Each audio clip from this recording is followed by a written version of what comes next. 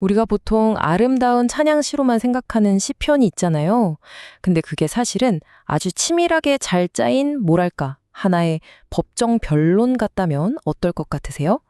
송영찬 목사님의 분석을 따라가 보면 시편 105편이 바로 그런 시편입니다.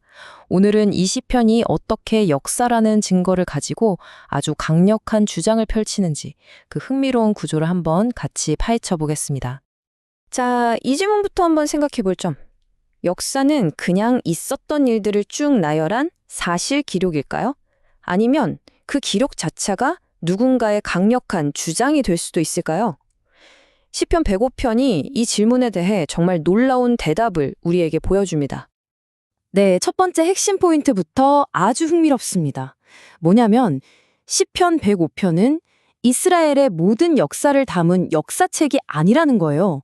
오히려 아주 특별한 목적을 가지고 어떤 부분은 엄청 부각시키고 또 어떤 부분은 의도적으로 싹 빼버리는 일종의 재해석에 가깝다는 거죠. 바로 이 지점이 핵심인데요. 시편 105편을 쭉 읽다 보면 되게 이상한 점이 하나 있어요. 이스라엘 백성들이 실수하거나 잘못한 이야기가 단 한 번도 안 나온다는 겁니다. 마치 잘 만들어진 하이라이트 영상처럼 오직 하나님의 멋진 승리와 능력, 그 신실하심만 보여주죠. 아니, 왜 이렇게 한쪽 면만 보여주는 걸까요? 그 이유는요, 이 시편이 딱 하나의 아주 분명한 목표를 가지고 있기 때문입니다. 바로 하나님이야말로 이 세상과 역사의 진정한 왕이시다 라는 사실을 증명하는 것. 이것이 시편 105편이 이렇게 쓰인 거의 유일한 이유라고 할 수 있습니다. 이 의도는 바로 다음에 나오는 시편 106편이랑 비교해보면 정말 확 드러나요. 106편은 뭐냐면 끝없이 반역하고 실패하는 이스라엘의 실패담이거든요. 반면에 105편은 인간의 역할은 아예 싹 지워버리고 오직 하나님만이 이 역사의 주인공이라고 선언하고 있죠. 정말 극적인 대비 아닌가요? 그럼 여기서 말하는 하나님의 왕권? 이게 구체적으로 뭘까요? 아주 쉽게 말하면 이 역사의 진짜 주인이 누구냐를 보여주는 거예요. 하나님은 약속을 반드시 지키는 분이고 이스라엘은 그분의 소유, 즉 백성이며 그들을 당신의 법, 말씀으로 다스리신다는 것. 이 모든 걸 합친 개념인 거죠. 자, 그럼 이 엄청난 주장을 증명하기 위해서 시편 기자가 어떤 증거들을 순서대로 제시하는지 그 논리의 흐름을 한번 같이 따라가 보시죠. 이 논증은 크게 4단계로 되어 있어요. 마치 검사가 법정에서 증거 1, 증거 2 이렇게 착착 제시하는 것처럼요. 첫 번째 증거는 족장시대, 두 번째는 요셉 이야기, 세 번째는 출애굽과 광야, 그리고 마지막은 약속의 땅 정복입니다. 각 단계가 어떻게 하나님의 왕권이라는 최종 결론으로 이어지는지 지금부터 하나씩 뜯어보겠습니다. 첫 번째 증거, 족장 시대입니다. 한번 생각해 보세요. 아브라함, 이삭, 야곱, 이들은 그냥 소수의 나그네에 불과했잖아요. 그런데 하나님이 그 누구도 이들을 해치지 못하도록 완벽하게 보호하셨습니다. 이게 바로 시편 기자가 제시하는 첫 번째 증거예요. 봐라, 이 땅의 진짜 주인은 원래부터 하나님이셨다는 거죠. 다음 증거는 애굽에 있던 요셉입니다. 이 이야기의 포인트는요, 하나님의 통치권이 가나안이라는 특정 지역에만 갇혀있지 않다는 걸 보여주는 데 있어요.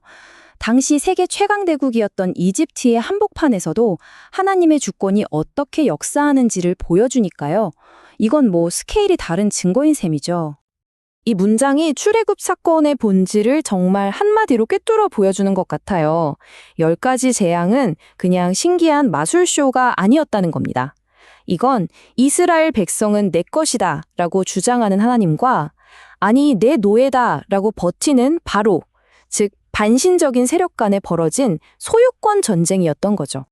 그럼 광야에서의 40년은 어땠을까요? 낮에는 구름 기둥, 밤에는 불 기둥으로 지켜주시고 심지어 하늘에서 음식을 내려주셨죠.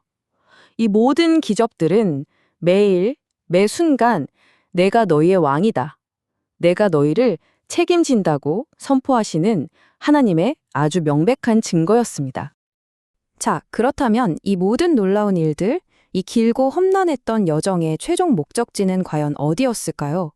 도대체 하나님은 왜 이 모든 일을 하신 걸까요? 시편은 바로 그 마지막 질문에 대한 답을 아주 명확하게 우리에게 들려줍니다.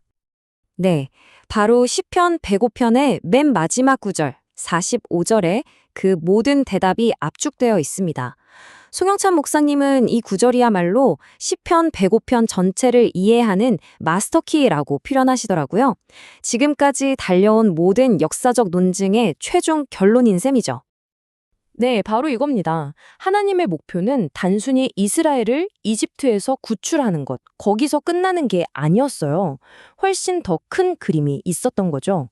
바로 그분의 법을 지키고 그분의 통치 아래 살아가는 완전히 새로운 백성, 새로운 공동체를 만드는 것. 이것이 이 모든 역사의 최종 목표였다는 겁니다. 이렇게 보니까 시편의 구조가 정말 완벽하지 않나요? 1절에서 하나님이 하신 일을 온 세상에 알려라 하고 선포하면서 시작하잖아요. 그리고 맨 마지막 45절에서 그 하신 일의 진짜 목적에 바로 그분의 법을 따르는 백성을 만드는 것이었다고 딱 답을 주니까요.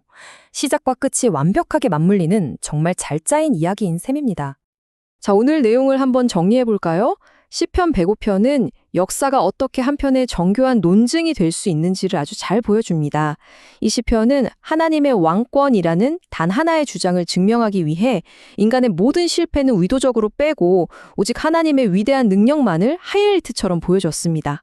그리고 이 모든 역사의 궁극적인 목표는 바로 그분의 통치 아래 살아가는 새로운 공동체를 만들기 위함이었다는 것. 이게 오늘 이야기의 핵심입니다.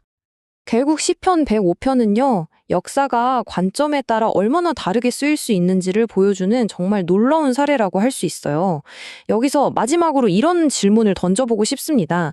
만약 시편 기자와는 전혀 다른 목적을 가진 누군가가 이 똑같은 역사적 사건들을 가지고 이야기를 다시 쓴다면 과연 어떤 이야기가 나올까요?